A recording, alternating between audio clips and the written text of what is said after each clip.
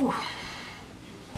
Hey guys, so today's topic is something that I never really thought of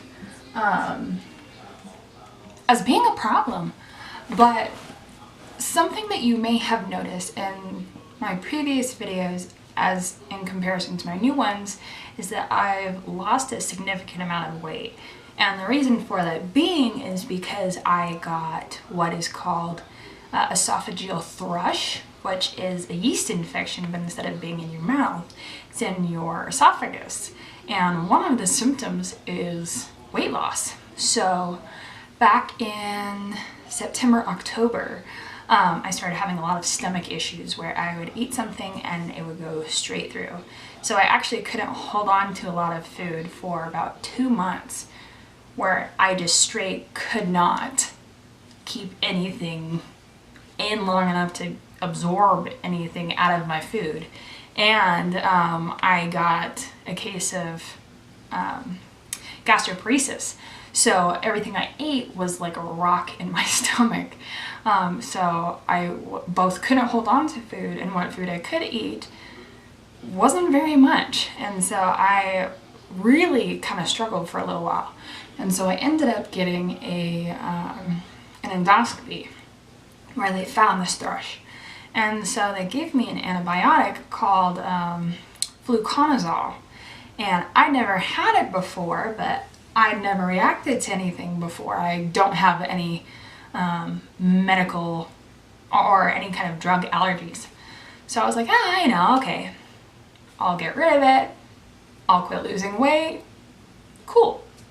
So I took it right before I went to work. And about an hour in, I'm like, something doesn't feel right. I felt fine before going to work, but now it feels like I have a weight on my chest. Like there's something physically on my chest where I feel like I just can't take a deep breath. And I feel like it's hard to take a deep breath when I'm symptomatic, but this was different. It was like I'd been smacked with symptoms where I went from 0 to 100 really quick.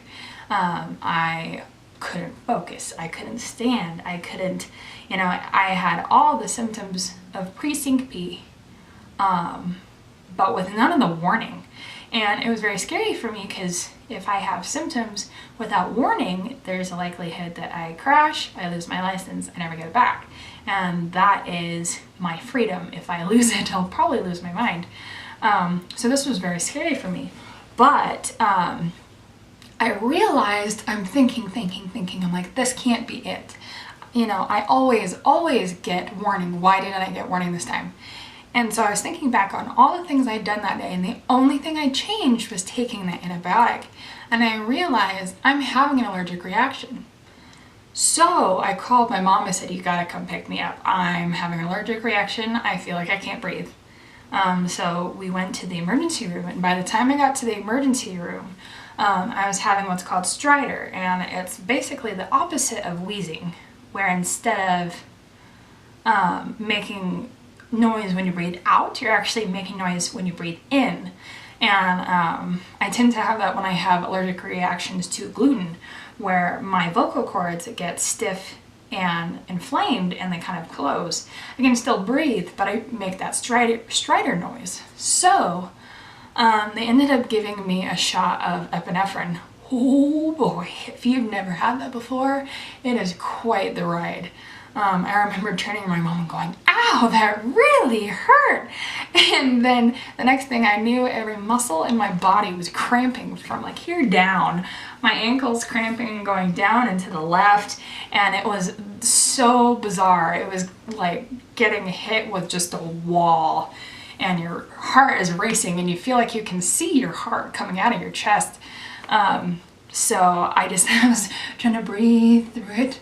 But what I was told is that fluconazole has a side effect, which is that it can lengthen the QT wave in your heart.